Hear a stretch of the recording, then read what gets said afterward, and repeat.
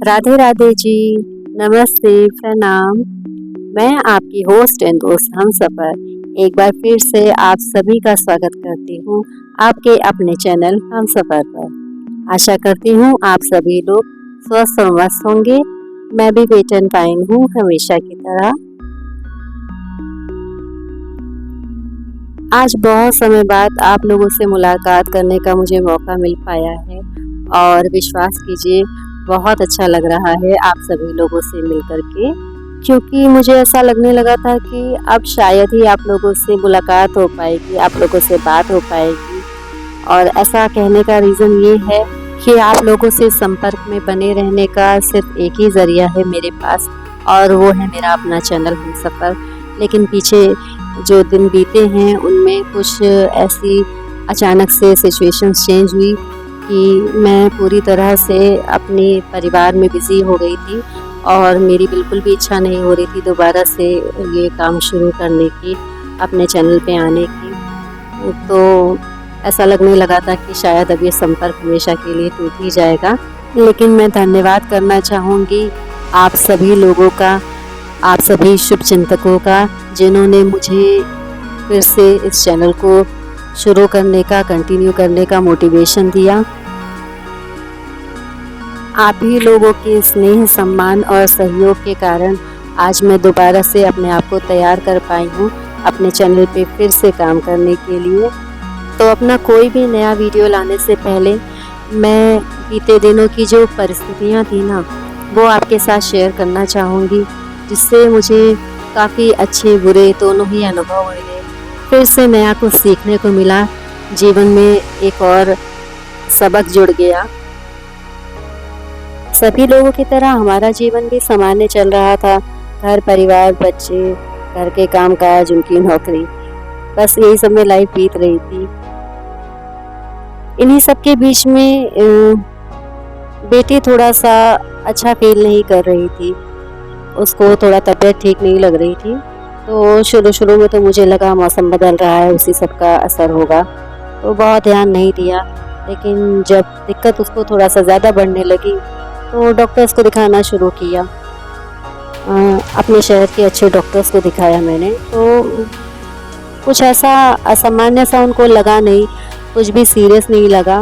Normal सी दिक्कतें बताई, थोड़ा सा वीकनेस बताई और दवाइयाँ वगैरह चली। हर बार दवा करने के बाद ऐसा लग रहा था कि 2-4 दिन में ठीक हो जाएगी, और बस इसी इंतज़ार में काफ़ी दिन वेस्ट हो गए मेरे और काफ़ी सारे डॉक्टर्स भी बदले। लेकिन डॉक्टर्स को कुछ भी असामान्य सा नहीं लग रहा था। लेकिन यहाँ मेरी बेटी की दिक्कतें बढ़ती जा रही थी और मुझे सामने से देखने में भी पता चल रहा था कि वो उस समय बहुत ज़्यादा दिक्कत में थी। उसको सांस लेने में प्रॉब्लम शुरू हो गई थी, पूरी रात वो सो नहीं पाती थी, चलने फिरने में दिक्कतें बढ़ गई थी उसकी। तो ये सब देखते हुए मुझे लगा कि मुझे अपने आप ही उसकी कोई जांच करा लेनी चाहिए। तो फिर उसके बाद फाइनली मैं उसको अल्ट्रासाउंड के लिए लेके गई और अल्ट्रासाउंड कराया। उसकी जो रिपोर्ट आई वो सच में बहुत बुरी थी। उसमें मुझे ये पता चला कि उसके एक तरफ के लंग में पानी भर गया है। समझ में नहीं आया ऐसा कैसे हो गया, क्योंकि मैंने तो समय पर ही अच्छे डॉक्टर से ट्रीटमेंट लेना शुरू ही कर दिया था। खैर, वह सोचने का समय नहीं था क्योंकि ऑलरेडी काफ़ी देर हो चुकी थी।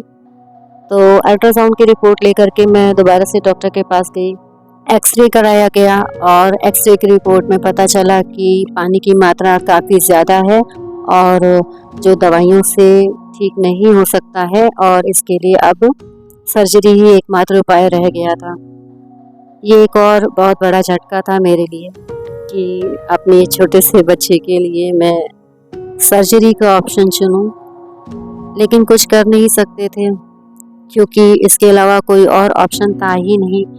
तो बस इस समय खुद को मजबूत बनाना था, खुद को समझाना था। हिम्मत करके हाँ बोल दी, बेटी को एडमिट कराया और सर्जरी की डेट मिल गई। शायद ही कभी भूल पाऊंगी सर्जरी वाला वो दिन।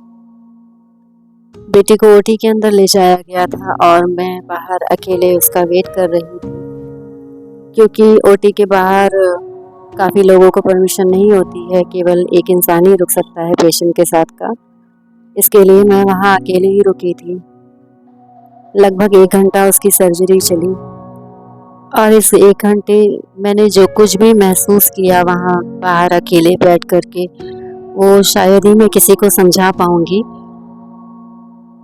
बस ये जान लीजिए कि आज उस अनुभव को आपके साथ शेयर करने में भी मुझे अपने आप को बहुत संभालना पड़ रहा है। बस इससे आगे अब मैं उस समय की कोई भी बात याद नहीं करना चाहती। बहुत बुरा अनुभव था वो। लेकिन कहते हैं ना कि हमें अच्छी बुरी हर चीज़ से कुछ ना कुछ सीखने को मिलता है, और मैंने इस अनुभव से सीखी मजबूत बने रहने की एक नई परिभाषा। जानना चाहेंगे आप भी?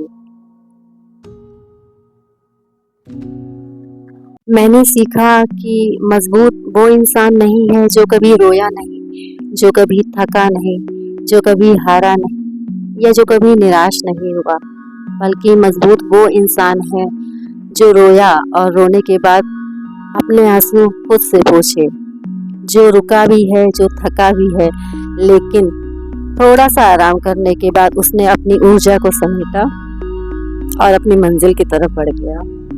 मजबूत वो इंसान है जिसने निराशा में भी आस पर विश्वास नहीं छोड़ा, और मजबूत वो इंसान है जिसने हार के बाद भी जीत का सपना नहीं तोड़ा।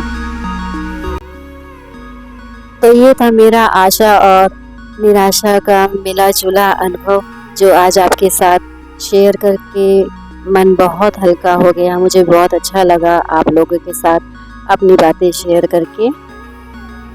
अब आज्ञा चाहूँगी, और एक प्रार्थना है कि आपको मेरा वीडियो पसंद आया हो तो इसे हमेशा की तरह लाइक करिएगा, प्यारा सा कमेंट करिएगा, और हाँ, अगर आपका कोई प्रियजन, आपका कोई शुभचिंतक जीवन की किसी भी उलझन में फंसा हुआ है तो उस तक मेरा ये वीडियो शेयर ज़रूर कर दीजिएगा।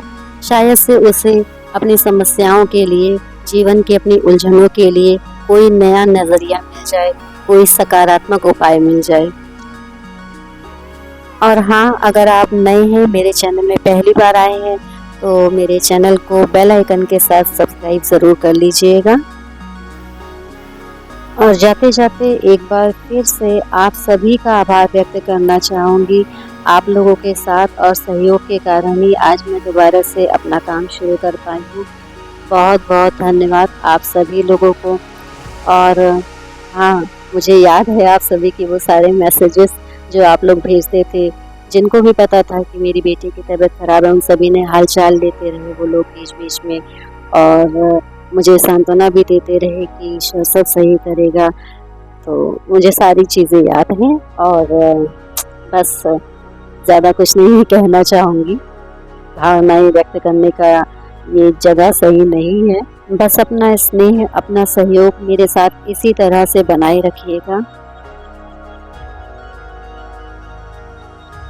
तो चलिए फिर मिलते हैं अगले किसी बहुत अच्छे से वीडियो के साथ, किसी अच्छे से व्लॉग के साथ।